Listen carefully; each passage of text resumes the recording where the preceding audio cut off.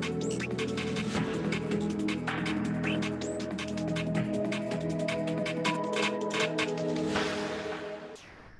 morning and good evening and good afternoon, depends where you are. Welcome to our special dialogue program as part of the 7th China Global Think Tank Innovation Forum. My name is Henry Wang Huiyao, founder and president of Center for China and Globalization, which is the host of this forum. Actually, we started about 7 years ago with the University of Pennsylvania several think tank program. And so it's been 7th year we're running this conference, actually. So last year, I remember we had a dialogue with President of CSI's John Hammer, and also for the past year, we have a dialogue with Larry Summers, with Pascal Lamy, with also Fred Burston, and many others. Of course, actually today, we just released a book. It's called Understanding Globalization, Global Gaps and Power Shift in the 21st Century, which is a CCG Global Dialogues. We have already collected 10 dialogues, including the Joseph Naila, Graham Allison, and many more. We hope that our new dialogue with Dr. Haas will be, again, also made into our collections. So we are very excited, actually, very thrilled to talk to a very senior diplomat, the president of the Council of Foreign Relations, and author The World, a brief introduction. So Dr. Richard Haass. Dr. Richard Haass is a veteran diplomat, a prominent voice on American foreign policy, and a proven leader and manager of also in the foreign policy circles. He is actually in his 20th years as a president of the Council on Foreign Relations. And we know that the Council on Foreign Relations was founded in 1921 as one of the first American think tanks. So Dr. Haass has extensive additional government experience. He was a special assistant to President George H.W. Bush and a senior director for Near East and South Asian affairs on the staff of National Security Council. Of course, previously he served in the diplomat of Department of State and also Defense, and was a legislative aide in the US Senator. I think also Dr. Haass is a great think tank. He was actually a director of policy planning for the Department of State, where he directed the policy planning staff and was a principal advisor to the Secretary of State, Colin Powell. He also served as US coordinator for policy towards the future of Afghanistan and US envoy to the Northern Ireland peace process. So Dr. Haass actually is also a prolific author or editor of 14 books on American and foreign policy, and also 1 book on management. I'm also very glad to hear that his next book, The Bill of Obligation, The 10 Habits of Good Citizens, will be published by Pilgrim Press in January next year. So it's really a great honor to welcome Dr. Haass to our distinguished speakers dialogue. And also I had a privilege actually visiting your council quite a few times, and spoke there in 2017, and also met your colleagues of former colleague Elizabeth Economy, and now Ian Johnston, and Huang Yanzhong, and many others. We actually had a joint event in China in the past.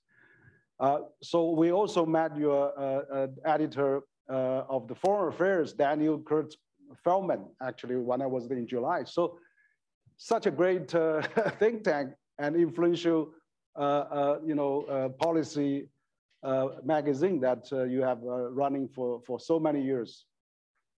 So I'd like to really thank you very much for joining us.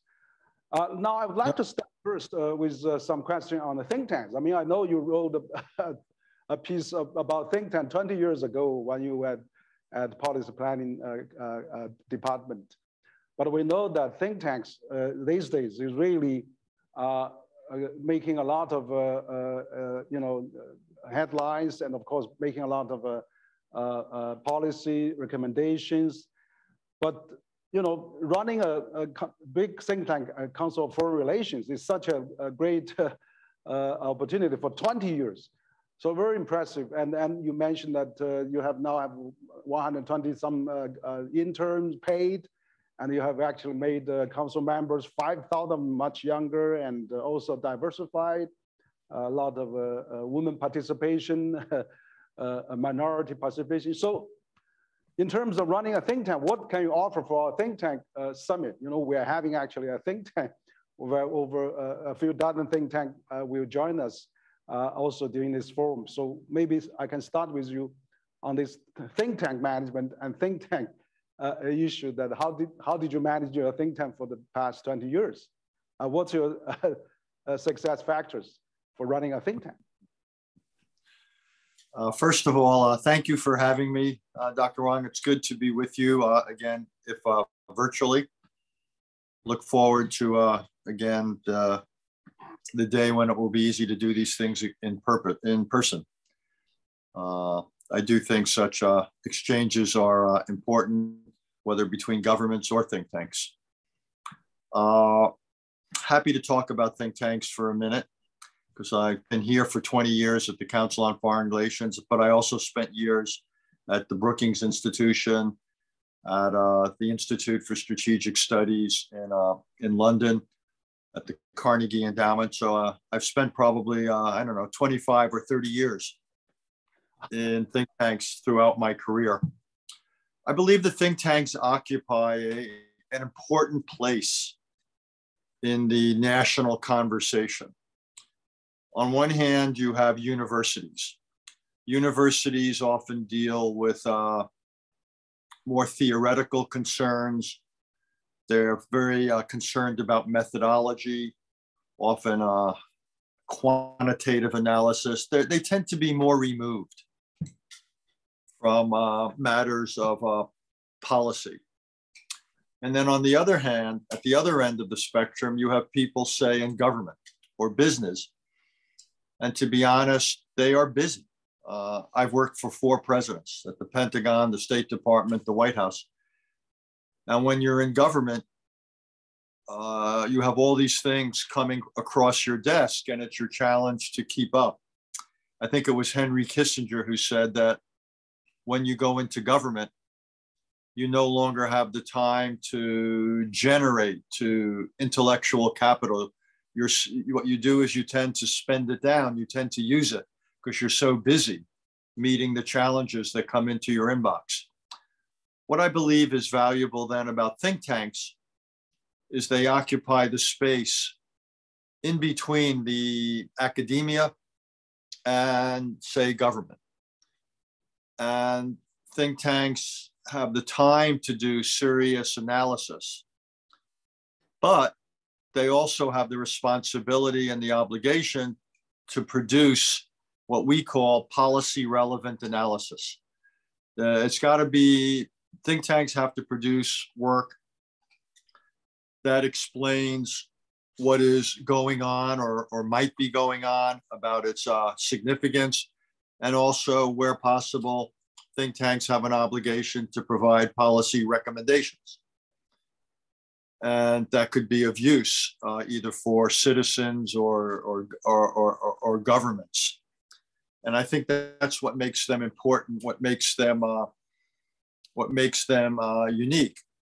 Yeah. In the United States, what makes a think tank unique, again, is you're producing intellectual work. Again, that's policy relevant. We're also a place where you can train people. There's probably more than a dozen people in the current Biden administration who worked at the Council on Foreign Relations. You mentioned our intern program. Over the course of the next decade, we will train more than 1,000 interns, hundreds of young research assistants and associates, hundreds of fellows.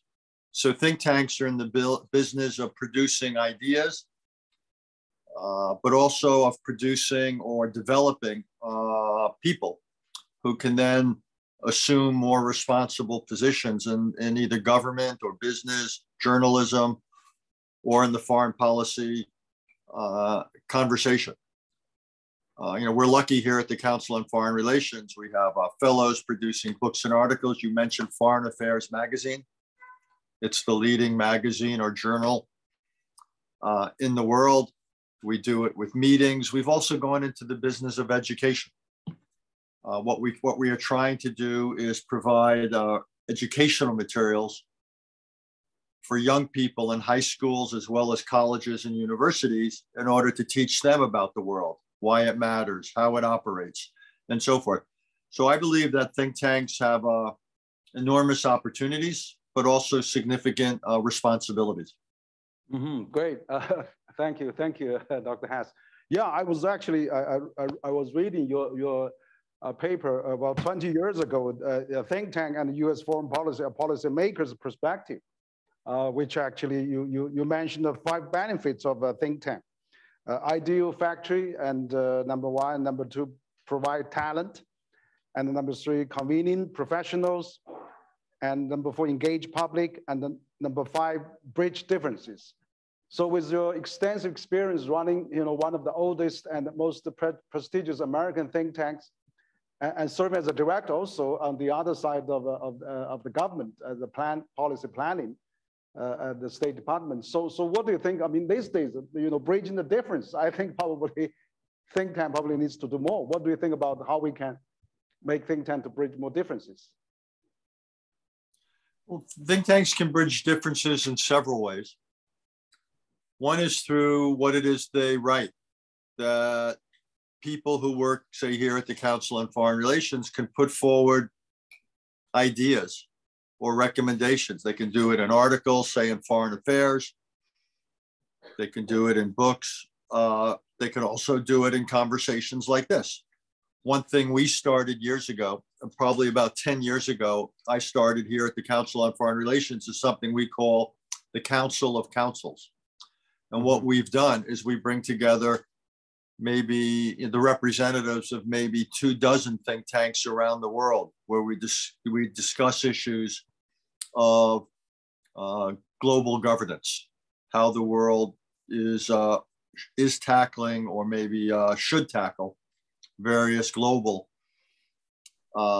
challenges. Think tanks can participate in track 2 or track 1.5 dialogues. Think tanks can have meetings like this one. So again, by the person-to-person side, as well as the intellectual side, I believe that think tanks have an important role to play. Again, I've been in government, and I know, when you're in government, you're busy. You're also under certain constraints when you're in government, because you have to represent official policy. And when you're working in a think tank, you have more space. You have a little bit more room to offer up suggestions. And when you say things, it doesn't have the weight of official policy. So I appreciate the difference from when I used to be in the government and I would be speaking for the government. And now I'm here and I no longer speak for the government, and it gives me a certain degree of freedom. Now, what I say may have less weight. I understand that, because I no longer represent the government. On the other hand, it has the weight of the content. Whatever, if there are good ideas, they're good ideas. And again, when you speak from a think tank, you have freedom. And what therefore can be useful is these kinds of dialogues can be a place where ideas can be introduced. And then if they are good ideas, then they can be brought into official channels. And I think that is one of the ways that think tanks, as you say, can bridge differences. And it can expose people in government to new ideas. And these people can then act on those ideas. So there's all sorts of ways in which outsiders can influence what insiders do. Great. Okay. Thank you.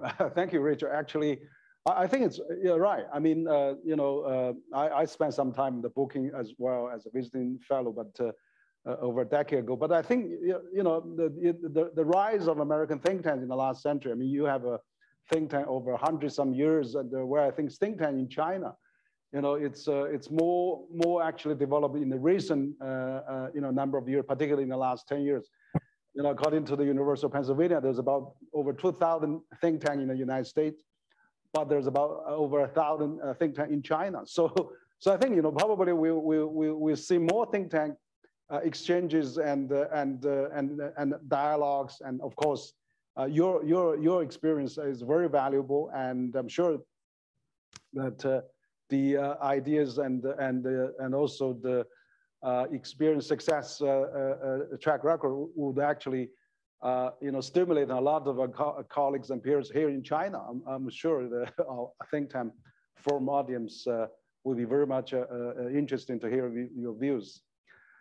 Now let's get to more substantial dialogues now, and you wrote quite a few op-ed recently. You published one in the Foreign Affairs, and also Project Syndicate just a few days ago. We see the sharp decline in the world order, and then the causes and the consequences, and also how about the waning domestic support for the world order, and actually the book you're putting the bill of obligations, so we see the issue, we see the Ukraine, the Russian-Ukraine war, and then of course this is 2022 would be really remembered for this really unexpected big surprise, and of course also we have many other challenges, and is happening all at the same time. So a pandemic, I mean, we finally going to see some probably turning around, but again, I'd really like to know your book. You're going to publish that in January, but can you maybe discuss a bit about what's your thought, and how do you think about this new book you're having coming up? So maybe have a first a glimpse of that for our Chinese and also other international audience here hearing this dialogue. Happy to. Any author is always happy to discuss his new book. This is a book, though, that's very different for me. I've written many books, and almost all of them are about either international relations or foreign policy, particularly American foreign policy. This is a book that's really about American democracy.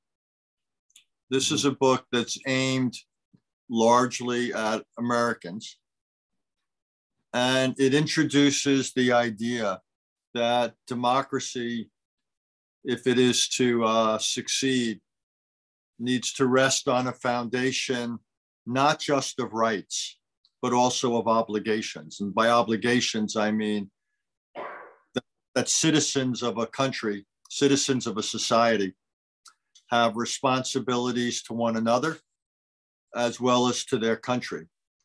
And obligations are what I define them are things that citizens should do. And I distinguish between that and things they have to do. Things you have to do are a matter of law. And if you don't do them, you will face penalties. Obligations are something different. They are things, again, their behaviors, their attitudes that citizens, I believe, should do, and how they act to one another, in how they act towards their country. But they're not. It's not a matter of law, but it's because it's I believe desirable or good. And what I worry about my own country is I believe that we've become so focused on our rights that we've lost sight of our obligations. So I want to start a conversation in my country about how do we rethink American democracy. We're nearly 2.5 centuries old. Our country began 2.5 centuries ago. Our Constitution is about 240 years old, and we've only had 27 amendments. But when we began, people forget this. When the United States began 250 years ago or so, we were a country of 3 million people. Today, we're a country of 330 million people. and we've changed in fundamental ways. Technology has changed and so forth. So my argument is simply that if American democracy is to not just survive, but to succeed, if it is to deliver for its citizens, that it needs to evolve, and our attitudes in this country, our behaviors need to evolve. It's about 2 years since we had a terrible day here on January 6th, 2 years ago, where we had politically inspired violence. And what I'm hoping is that we learn from that and we introduce different behaviors, different attitudes that will make sure such things never happen again. And I would say this is a domestic conversation, but it has real foreign policy consequences. The ability of the United States to act effectively in the world depends in part on there being social stability here at home. There has to be consensus to a degree here at home about our role in the world.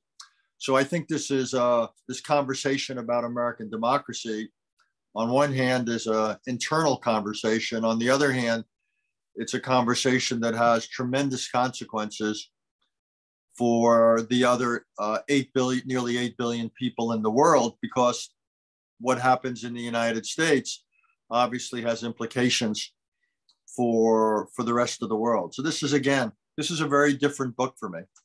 It's a very different focus. Normally I write about things like world order and US-China relations, or the use of force, or negotiations, or global arrangements. That's the kinds of things people like me normally think about and write about. But what led to this book is, I'm always asked when I speak publicly, people say, what keeps you up at night? What worries you? And they would say, is it US-China relations? Or is it Russia? Is it North Korea? Is it Iran? Is it climate change? Is it COVID? And I say, look, all of those things worry me. Those are all big challenges. But I believe the biggest challenge facing my country, and probably facing other countries, are domestic right now. And the same might be true of China, that the biggest challenges facing China may be more national or domestic than they are international. If countries are strong at home, it gives them the potential to act effectively in the world. And if they're divided at home, if they're weak at home, then they cannot act effectively in the world. And I won't speak for China, but I'll speak for the United States. I think that's true. So I believe we don't think of this as a national security challenge in my country, but I believe it is actually a national security challenge for the United States to make sure that its democracy is robust and it's conducted with certain constraints and certain rules, so that we are able to bridge. You mentioned the word bridge, our differences between the United States and China, but we also need a mechanism for peacefully bridging our differences here at home. And that's what I'm writing about. Great. Thank you, Richard. I think this is really fascinating. I mean, from what I can hear, this is really a self-reflection. I mean, for a country like the US, actually, a very prestigious think tank leader like you to really think about self-reflection. That's probably, a bit a paradigm shift, because I think that's true. As we all know, foreign policies start at the home. There is always. You have a lot of things to think about yourself rather than really looking outward. I think China, you mentioned briefly China, I think China probably experienced some of that. We see the just concluded the 20th Party Congress really talk about common prosperity. They have lifted 800 million people out of poverty. Now, what about 300 million migrant workers? They have created a 400 million middle class, but what about 1 billion still not making it? So if every country really starting to look at its own problem and starting to really concentrate on solving that rather than looking outward for answers, probably we will have a better understanding. Because you mentioned about January 6th, storm of the Capitol. That's something U.S. is facing, bravely now to that issue. But of course, I think China now is also facing this COVID, challenging and swiftly making changes. So every government has to, every society has to really look at its own issue. But I have a question, I mean, it looks like now, I mean, of course, 30 years after the Cold War, we probably want to see the world is in more multi-shape and forms. And I mean, last year we had this President Biden summit on democracy versus autocracy. It really, really a binary view. So because China has a different style of a democracy, they have a consolidated democracy, they have have a whole process of democracies and meritocracy. All the officials has to be voted by examination papers in order to get promoted. So what do you think about this binary lens look at the world? And can we, just look at more at the domestic issue by ourselves rather than really looking at other countries? For example, also China wants to avoid this widening of haves and have-nots, and where I think some countries maybe that is also still a challenge. So what do you think about those issues? I think you're right. If we look at the domestic more, we may have a probably better understanding of compare apple to apples and how we can compare notes and find our own problems rather than blame the others. Well, I'm not sure I totally agree. I'll be honest with you. Sure. Yeah. I once wrote a book with the title "Foreign Policy Begins at Home," and what I learned I had to remind people after I wrote that book is that even though foreign policy begins at home, it doesn't end at home. It continues abroad. And if the image that I find useful is to think of national security as a coin with two sides. There's a domestic side and there's an external side. And I think both are critical for a country. Now, look, China and the United States have fundamentally different political and economic systems. We have different histories. We have different values. I expect many people in China think the Chinese model is preferable. Obviously here, I think the American model is preferable for many reasons. We don't need to debate that. The question is, can we manage U.S.-Chinese relations given these differences? That to me is the foreign policy challenge for both governments. And the reason I think it's a challenge is it's not easy given these differences. U.S.-Chinese relations have deteriorated significantly in recent years and decades. But I still believe we have something of a shared common interest in managing our differences. And at a minimum, the two countries have a shared interest in not seeing the differences slide into conflict. And more optimistically, more positively, the two countries have potentially a shared interest in seeing the two governments, the two countries cooperating where there might be some agreement. And so that to me is that's the challenge for diplomacy for the United States and China. How do we, at a minimum, avoid the worst? And somewhat more optimistically, can we build some areas of at least limited cooperation where it's in our common interest to do so? I don't know. And again, it's interesting. During the Cold War, you mentioned the end of the Cold War. During the Cold War, the United States and China had a certain common interest in opposing the Soviet Union. And that provided the impetus, the rationale for areas of U.S.-Chinese cooperation. Then when the Cold War ended 3 decades ago, we had to find a new foundation for our relationship. And we largely found it in economic matters. And the whole idea was the United States and China would become economic partners. China would be a big market for American goods and investment. The United States would be a big market for Chinese exports. We would become a source of technology that would help your development. The United States entered into that with China. but quite honestly, many Americans are disillusioned and very unhappy with the results. We had been hoping that this would lead to a China that was more open politically and economically, more moderate in its foreign policy. And since I'm no longer a diplomat, I can be blunt, quite bluntly, that is not the China we see. We see a China that is less open politically and economically and more assertive in its foreign policy. So there's disillusionment in the United States with the course of U.S.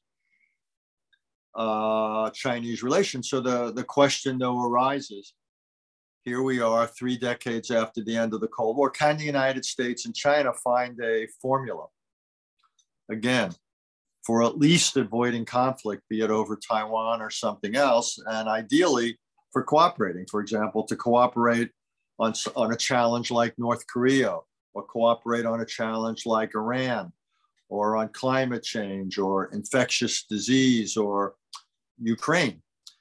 And so far, the results are not promising. The results are disappointing.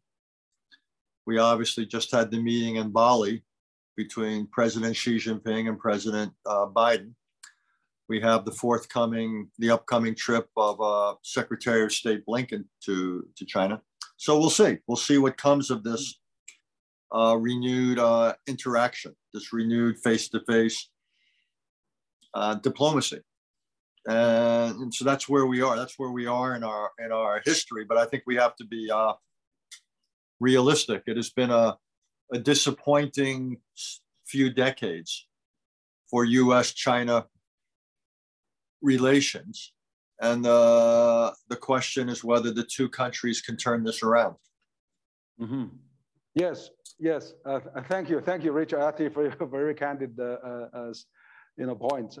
Yeah, I think that in the last 3 or 4 decades, I mean, particularly last 4 decades since China opened up, I mean, Chinese economy has grown, many times over, and of course, even since the Second World War, if you look at the last 7.5 decades, where the Bretton Woods system that U.S. led, has really made the whole world prosperous, several hundreds of times already. So in a sense, the globalization that we've been seeing in the past has worked relatively well of this global order that U.S. led since Second World War. Second World War II is still functioning. And China wants to, said many times, China likes to see this order continue and wants to maintain, this multilateral order and also how to improve it, enhance it. Of course, you wrote many things on that as well.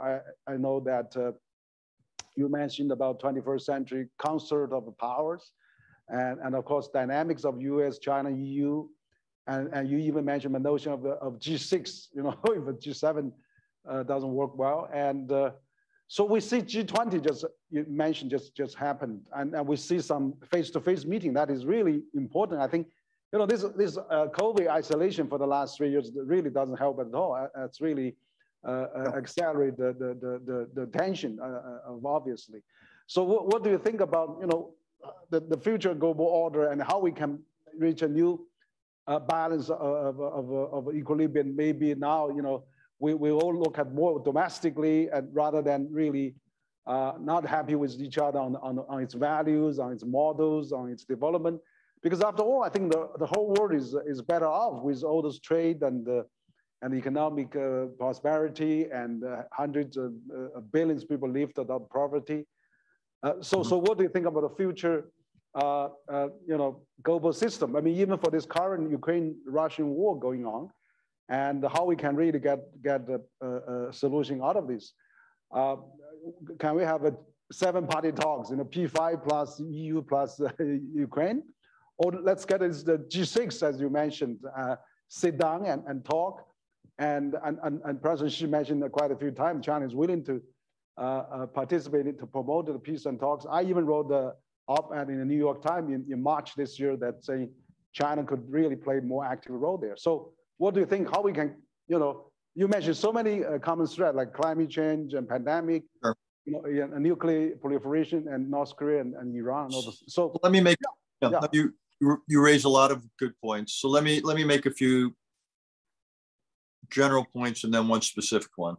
Mm-hmm. I'm worried about the state of world order. It has been deteriorating in recent years.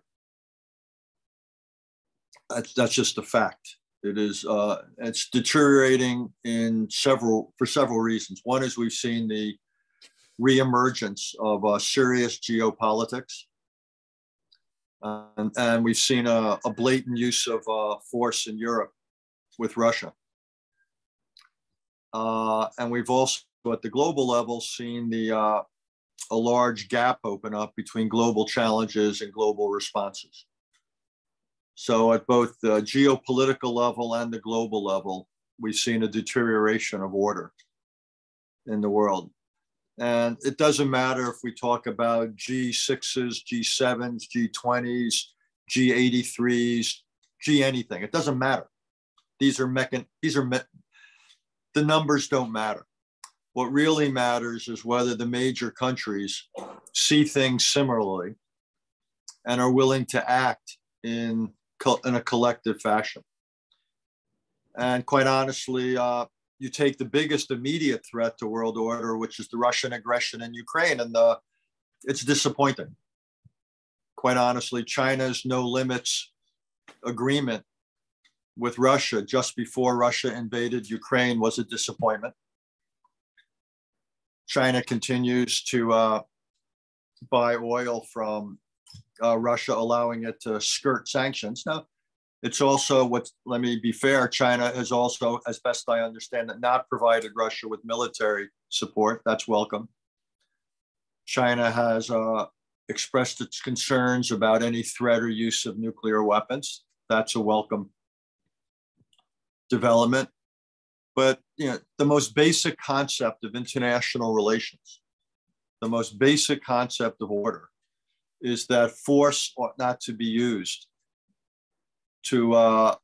as an instrument of international relations, particular to violate sovereignty.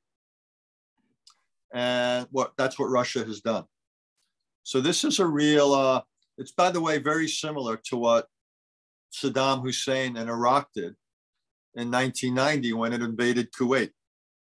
Saddam Hussein claimed that Kuwait was part of Iraq and invaded it and made Kuwait part of Iraq. And then the United States, working, by the way, with much of the international community through the United Nations, built a coalition that liberated Kuwait, and it reinforced the rule, the norm, that territory should not be acquired by force. We haven't seen anything similar to that this time. Yes, the United States has worked with its allies, mainly in Europe, but the international response has been disappointing. And I would say China's performance has been somewhat disappointing as well. And so that's where we are. So, and if one looks at what just happened on climate change, the meeting in Sharm el-Sheikh in Egypt, the COP27 was, to me, almost a total failure in dealing with climate change and narrowing the gap between the challenge and global response. So what happened on COVID was disappointing. We could go through it. The world, we have something called the Non-Proliferation Treaty. Well, North Korea withdrew from the Non-Proliferation Treaty, and now North Korea is increasing the size of its missile force and also its nuclear arsenal. That's disappointing.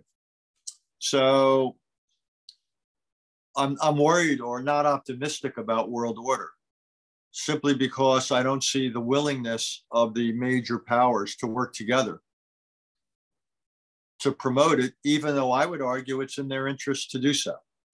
So ideas of a concert, which I have put forward, quite honestly, the world isn't ready for it. We're actually farther away from it today than we were a few years ago when Charlie Kupchan and I wrote that article. It's been a bad couple of years. Mm-hmm. And so that's where we are. We don't have the luxury of giving up. We've got to continue to try to deal with our differences, but I think we've got to be intellectually honest that it's been a a disappointing few years. It's the reason I would say it's essential that Russia not succeed in Ukraine. It's essential that Russia not succeed. Ultimately, I would love to see Russia reintegrated into the world, but it's got to be a Russia that's willing to be integrated on terms that are consistent with order. And that is not Mr. Putin's Russia. But that is where we are. So, you know, the United States and China have lots to talk about, whether it is to deal with Ukraine or global challenges or Taiwan. Again, the question with Taiwan is for nearly half a century, the United States and China have, how would I call it? We've managed to agree to disagree on Taiwan. Mm-hmm. We haven't solved the problem, but we've managed the problem. We've managed the situation. And the question going forward is, can we continue to manage the situation in a way that's acceptable to all the parties? And that to me is a realistic diplomatic challenge. That's not impossible. We've done it for nearly half a century. And the question is, can we continue to do it even if there's areas where we don't disagree? And I would simply say, I would hope so, because the consequences of a breakdown in our ability to manage the Taiwan situation, I believe, would be terrible for everybody, for China, for the United States, for Taiwan, for the region, for the world. But that's where we are. So that I actually think the biggest immediate threat to order is Ukraine and what Russia is doing. And then I believe in the future, the biggest geopolitical challenge will be Taiwan. And I think the biggest global challenge will be climate change. And that is where I believe we are in history right now. Mm-hmm. Yeah. Actually, you're very frank and you know, very stimulating discussion. Actually, I think on the Russian China, you know, this February 4, because you know, Biden was in China, was actually talking to President Xi last November, saying, okay, you know, all those good, you know, 4 no's and one not intended. But actually, the moment he went back, he said, okay, I'm going to boycott Beijing Olympic. Whereas Putin said, okay, don't worry, I'm coming. And so I think there's some reciprocal on that for Putin come to China on February for really supporting Beijing for the Olympics. But China says, you know, friendship has no meaning, everlasting, or is friendship is boundless. That's a diplomatic language they use very often. But I think the fact is, you're right. You know, China defense minister said that Shangri-La, China does not provide any material military support to Russia. And President Xi actually told President Biden and Chancellor Scholz, you know, of course, they don't want to see any nuclear weapon being used. So those are very strong messages. I think even at the Shanghai Cooperation Summit, Putin was not happy, saying, "Oh, President Xi, you have worries, you have concerns on Ukraine. Let me explain you in private." So you can see we are not really 100% with Russia. I mean, China, you know, is doing that because I think U.S. has put China as enemy number 1. So I think China was forced to probably to be a little you know, cozy with Russia, but it's not really intended by China. So I think the U.S. has to think about, you know, what is the most urgent issue, rather than still forming IPAF and all those Quad and AUKUS, you know, really aiming at China. So I think China probably was in defensive mode. So I think, you know, we hope to have more face-to-face discussion with senior officials of both sides, so really can clarify really the positions. But you're right. You mentioned about Taiwan as well. I think the again, you know, we're in a much more dangerous war now, and Taiwan is, you know, in the last 4 decades since the 3 joint communique was really, as you said, kept in more or less the status quo. But we don't want to see a parade of senior officials from U.S. To visit Taiwan, where no official ties of in a communique was violated, and then China has to really every time to show its protest, and by you know, flying over the mid line or doing military exercise. But there's one, you know, things happening now. You see recently there's midterm election in Taiwan, and the KMT has swept almost all the mayor's seats, and KMT recognized 92 consensus, one China, on both across the street, Taiwan Strait. And also, so if you think there's economic integrations, before, DPP was there, China has quite a number of a few million tourists flooded Taiwan. There's student exchanges. There's marriage between husband and wives across the street. Taiwan enjoys the biggest surplus. I mean, the economic integration probably will serve the peaceful unification in the end, rather than we are having this, all the senior official visit in the U.S. So what do you think about the peaceful prospect of Taiwan? If we let's all, back down and let's all, seek this peaceful resolution and let the, after all, they share the same language, culture, heritage, and relatives. I think mainland Taiwan eventually could be peacefully merged as time goes on. I mean, it could be one country, two system, one country, three system, whatever. So what do you think if the U.S. can be less probably aggressive on that Taiwan policy? We obviously see things differently there. Yeah. From your point of view, it's the United States, by what we're saying and doing, that is challenging the status quo and leading the mainland to react. We would see it the other way around.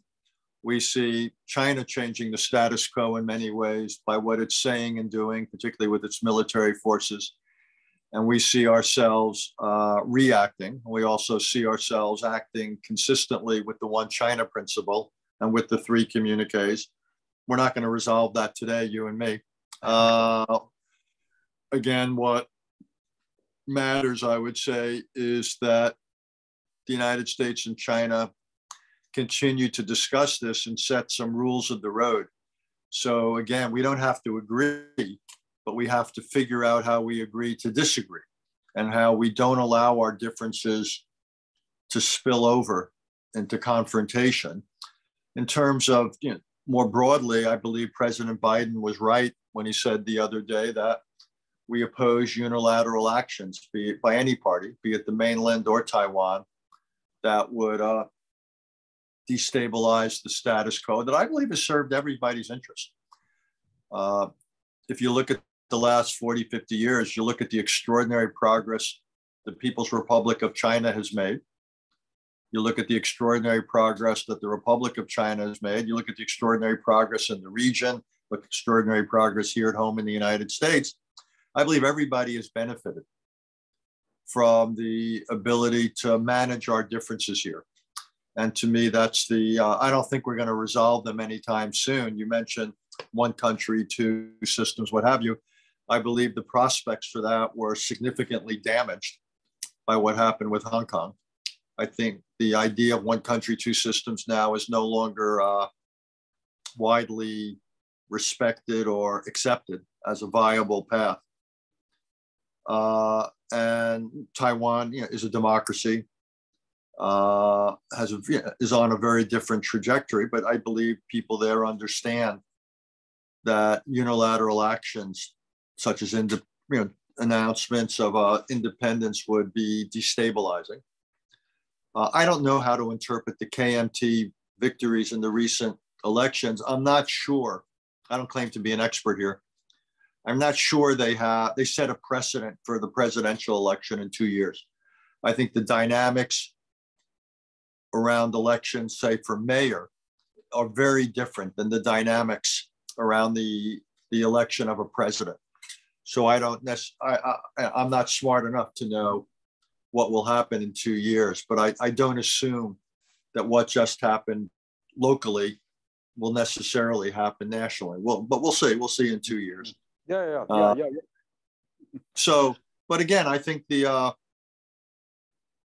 me, I want to avoid unilateral action, and I want to avoid actions that would lead to that would destabilize a situation that, however imperfect the mainland sees this situation, I believe if people act unilaterally or act coercively, the results would be far more imperfect. So, I always try to distinguish in my mind between what I call problems and situations. I don't know how this translates into Mandarin, okay. but I see the Taiwan issue as a situation, not a problem.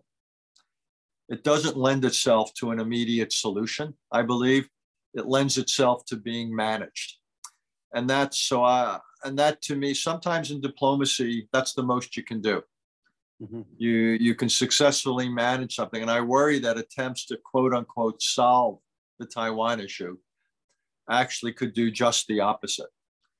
And I just think we have to continue to be realistic about what we can accomplish. And again, however frustrating or imperfect the status quo might appear to be from a particular vantage point for those in the mainland who want Taiwan and the mainland to be one, to those in Taiwan who want independence, however imperfect the status quo might be, attempting to bring about these alternatives, I believe, would set in motion a chain of events that would be extraordinarily costly. So again, I come out in favor of managing a situation rather than solving a problem as the best way to understand the Taiwan issue. Yeah. I think you have your view very clearly stated. I think the people across the street should have the wisdom to manage the the problem there. And basically, I see it a little different because, for example, last time, first term of President Tsai Ing-wen, the midterm also swept by KMT, but during the second term of presidential election, it was at the peak of Hong Kong crisis. Then she got elected because of the Hong Kong was chaotic then. But now Hong Kong, back to normal, and I think the things will get better. And also, central government is saying, if there's a reunion with Taiwan, the Taiwan authority doesn't have to pay any tax, federal tax for the central government. So I believe the economic power maybe in the end could prevail. But again, I think the President Biden actually said very well after his meeting with President Xi. He had a special news conference, answered the 4 questions, and one of the questions he was saying, he doesn't think China mainland is going to imminently attack Taiwan. That's put a lot of companies' B plan on hold now. So because they're all worried next after Ukraine will be Taiwan. But even I'm sure President Xi convinced President Biden China will not attack Taiwan imminently. That's why President Biden says that. Yeah. So I hope that we can really have, they were saying next year or 2027, now not imminently anymore. So let's really concentrate on peaceful solutions, and then with Hong Kong in stable condition. And I hope that in 2 years' time, and also recently Chinese mainland government announced there's going to connect, opening Fujian, those areas on the sea and those across-strait traffic. So hopefully we'll see more better news out of this. But please, there's no more another Congress leader or speaker to visit again. That would be really making things worse. It probably, I think my guess is it will happen again. That I'm not. I simply look at what is being said on, and I think you'll have future visits. I think that's inevitable. That I don't know if it'll be a new Speaker of the House, but I look at what is being said in American politics. So I think one has to assume there'll be future visits, and this will be judged as provocative in Beijing. On the mainland. And the question then is, how do we manage this? And given our political system, the executive branch cannot prevent the legislative branch from doing certain things. And there'll be visits by congressional leaders. There could be visits at some point by candidates. And the choice for the mainland then is how to respond to it. They don't affect official policy. I understand they're not welcome. These visits are not welcome on the mainland. So the question is what's the response? And again, I would simply argue that the response needs to be measured, because the last thing we want to do is trigger a larger crisis. These visits do not change US policy, however unwelcome they may be viewed from Beijing. And what matters is official policy. And President Biden has made clear that the United States continues to act consistent with the three communiques, supports the One China principle, and visits by congressmen or congressional leaders don't change that. So I really believe the government in Beijing, in China, needs to not overreact, no matter how unhappy it might be. But that is your choice. You're going to have to. Your government will choose how it reacts to such visits that it sees as provocative, and then we and others are going to have to decide how we react to your reactions. And that's simply a fact of life. But we shouldn't kid ourselves. These visits and statements are not going to disappear. They're predictable. So we ought to think, I think everybody ought to think hard about how they manage them so the results don't get out of hand. Yeah, I think that we really have to manage. I think, if there's always a pro-action on the US side and the react on the Chinese side, I mean, that's going to really escalating things up. And so let's calm down and hopefully, when the two sides senior officials meet, they will try to figure out what to do. But also, let congressmen, senators visit in China. I mean, rather than just visit Taiwan, but invite more of them visit China. That'd be I would love for more congressmen, senators to visit China. I think it would be really healthy that they go there, they have conversations with officials and with others. I think, again, I would welcome that. And I think that would be, I would think that would be a healthy development, that they would see more parts of the region for themselves. And I think that would be welcome. Yeah, that'd be great. I think absolutely. I mean, now after 3 years of isolation and not communicating, now we have already first time the senior official Blinken is coming, and hopefully other USTR, Secretary of Commerce, and Secretary of Finance, everybody comes, and then we have more congressmen, senators coming, and then Chinese NPC members all visit the US. Let's resume those dialogues. Very important. Hopefully even leaders of think tanks will be welcome in Beijing. So I look forward to sure. This is the longest I've gone without visiting China I can't remember in my modern adult life. It's probably been 3 years because of COVID.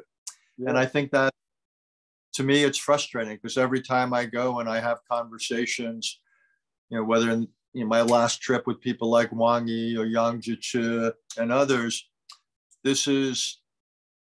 I believe it's important for people like me to have contact with their Chinese counterparts to get a firsthand feel, or Wang Qishan and others. It's the way to get an understanding of what is going on. And so I don't think it's healthy for the relationship that we haven't had many contacts face to face for 3 years. So I think it won't solve everything. I'm not naive, but I do think it will be a positive development. When it's, yeah, I agree. We agree. See, I knew we find something we agreed on there. There we go. That's great. No, I think that even after President Xi and President Biden, first time meeting in 3 years, I mean, they had a better results than not meeting. So we hope to welcome you to come to China. I saw you a few times with Dr. Kissinger and on those talks on the television. But even Dr. Kissinger still wants to come at the 99 years old or whatever. Well, he's going to turn 100 in about 6 months. So you better get that invitation there. Yeah. Well, again, I mean, maybe we'll talk a bit further. Just one or two questions. But on this global governance, you are global, running a very big global think tank there. And so what about you're going to talk about global solutions? We talk about diplomatic relations and how we can getting through all those challenges, difficulties. But what about economic? how about CPTPP, economic framework, or BRI, B3W, can they work together? World Bank and AIIB. Yeah. So what do you think about those economic, Well, good questions. Look, I'm a great believer in regional and global economic institutions.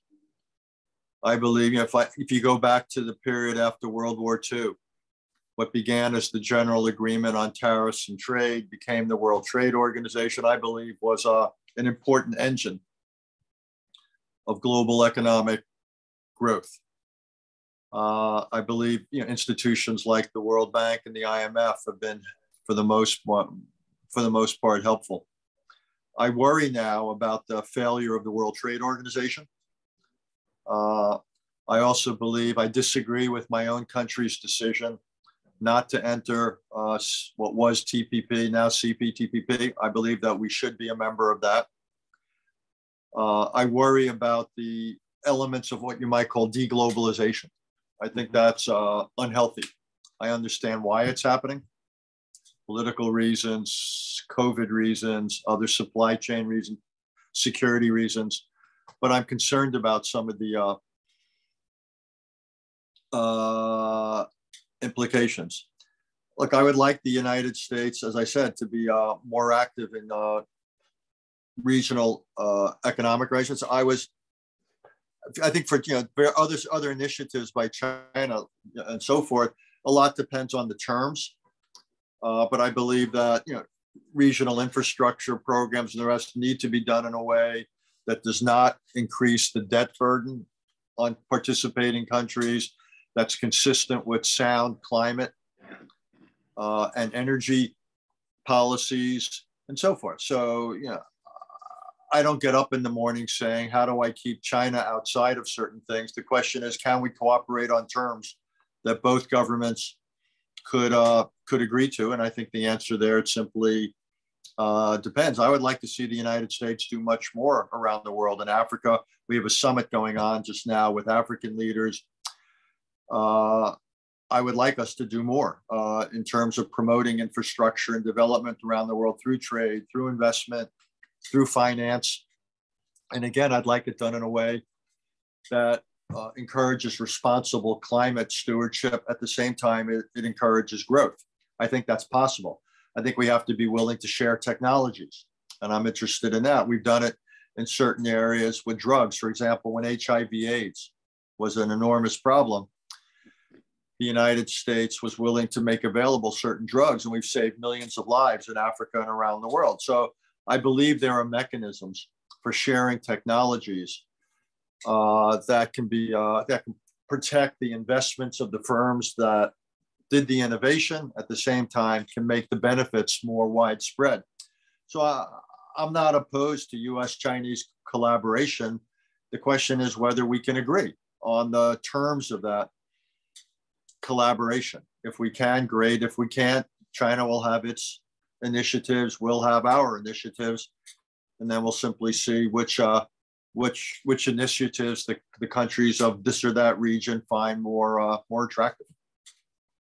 Yeah, I think you're absolutely right. I think we need more joint initiatives. I mean, now we have this climate change is a consensus we are facing a common threat.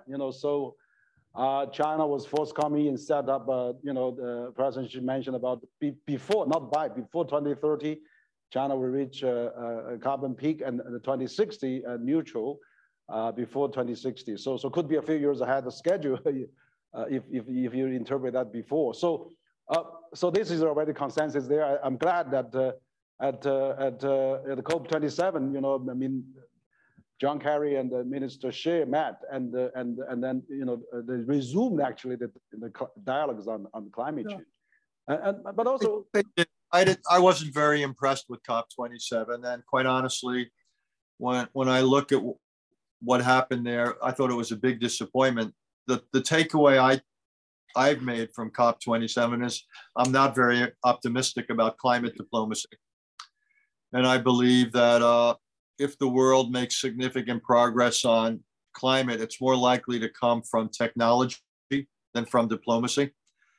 And it's from the development of new technologies that, whether it's renewable fuels, a new generation of nuclear plants. And then what we do is we make these new technologies, carbon capture, that are widely available. But there was a big article in the New York Times, I think it was yesterday, about, I'll just choose, in this case, it was about India's path and how India's path towards economic growth and how dependent it was, not just on fossil fuels in general, but on coal.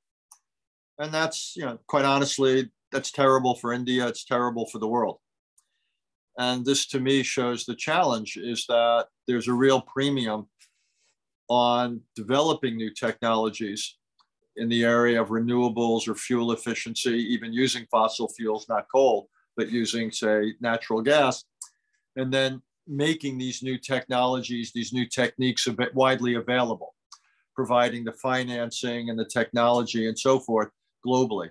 And I actually think that'll be more important than COP28 or COP29 or COP30.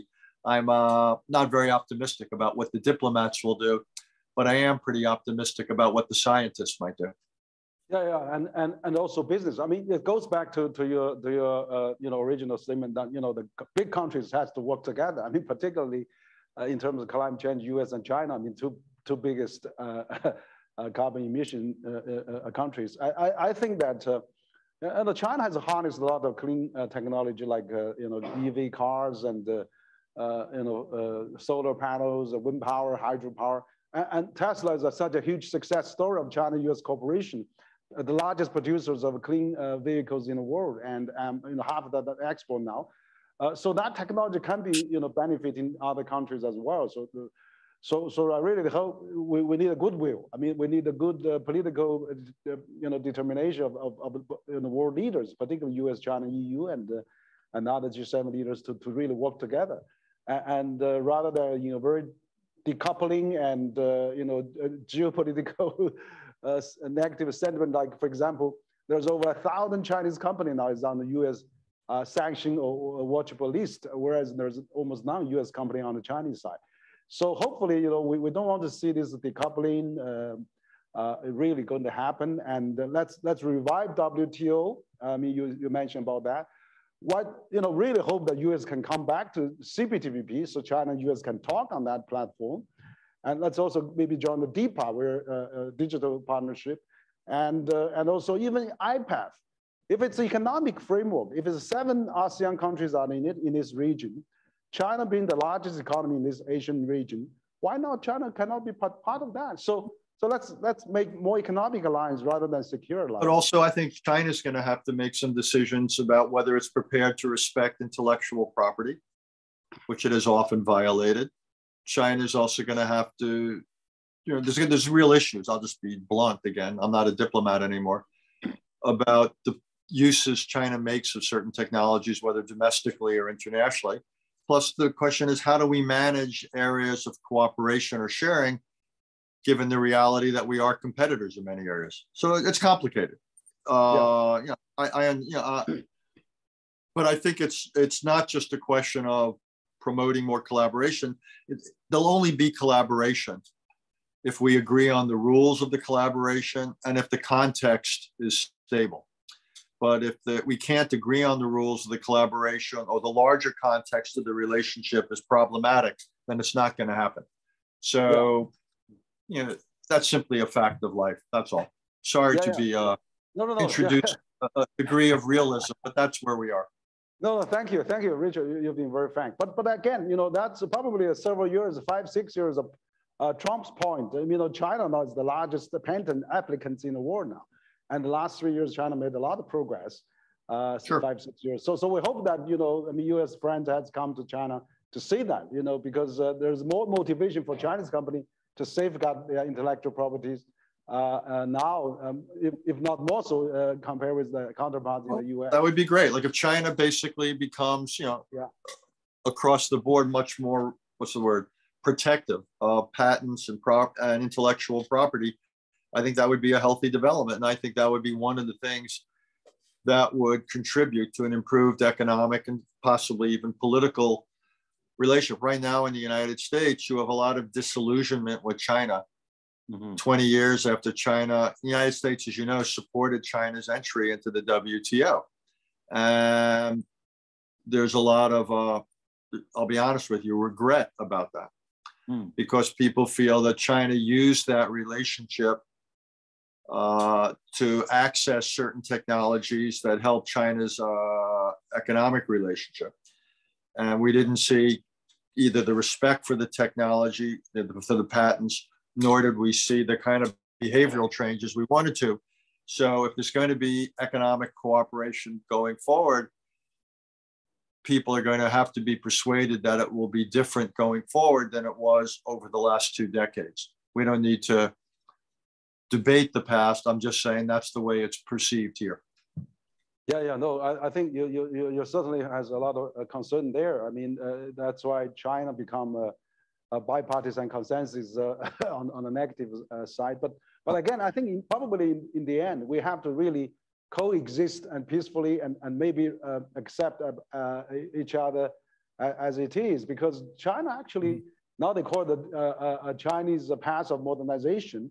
Basically, China has a hybrid economy now, where 6% private sectors generate 6% GDP, and then you have another 20% SOE does all the dirty jobs of social welfare and corporate responsibility, lifted property and all the things, and another 20% multinational employs 40 million people in China. Just Foxconn employing 2 million just by one company. So, and then they generate 50% of China import export. So this kind of hybrid trilateral economy is not found anywhere in the world.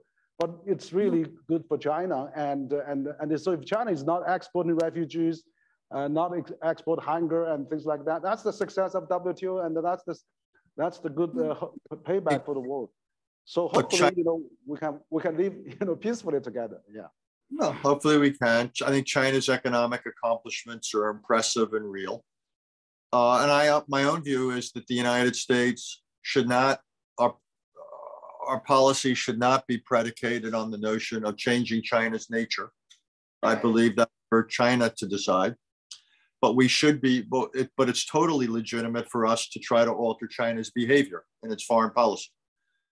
And that, to me, that's what foreign policy is all about. And that's what diplomacy is, one of the tools towards that end. So we want to encourage certain forms of Chinese behavior. We want to discourage other forms. That's a legitimate goal for China's foreign policy when it comes to the United States. So my view is we have to accept our differences in nature. We may be critical at times we may speak out about it for reasons of principle, but I don't believe that as a rule, we ought to allow those differences to preclude cooperation in foreign policy. And that's what makes me a realist. Not everybody agrees with me, but there you have it. Yeah. Thank you, Rich. Absolutely. I think we're having a very fascinating discussion, and then really open dialogue and on both sides, and we really hope that the cooperation and also more talk face-to-face meetings that we can have a better understanding. I think there's already several years passed without physically two country people visiting each other. I was in the U.S. in July. I was overwhelmed by curiosity on people from mainland. They really Chinese people also want to see more Americans coming as well, American student and tourists and vice versa. So really, I think you've been the leaders in the think tank community, and also you have such a very influential magazine, Foreign Affairs. Really. Has a lot of good suggestions. So let's really talk and more discussions and also have a multilateral system. Let's put all the difference into the multilateral system and have more platform to talk about that, and so that we can really have a better world and a better situation to come. So we're probably going to conclude, and so maybe you have some final words, and Dr. Hass, maybe to conclude. Just to thank you for this opportunity, and to thank you for your openness to this kind of an exchange. I expect some of the things I said did not necessarily make all your listeners happy, but I appreciate the opportunity. I also appreciate the civility of the exchange. I think whether we're talking domestically or internationally, it's important to be able to conduct these conversations in a manner where disagreements don't lead to a shutting down of the conversation, much less to violence. So thank you again for the opportunity. Thank you again for the spirit in which this was done. And again, as I said at the beginning, though, as much as I appreciate these Zoom conversations, I look forward to a conversation in person the next time I come to your country. So thank you very much. Yeah, thank you, Richard. I hope to welcome you to come to Beijing and speak at the CCG. And we look forward to your visit in next year. I hope they're going to happen pretty soon. Good. So thank you, thank all the audience, and thank all our participants of the conference. We really appreciate your presence. Thank Dr. Hass again. Thank you. Thank you. Stay healthy, stay well, and I look forward to seeing you. Thank you. Thank you very much. Bye-bye. Bye-bye.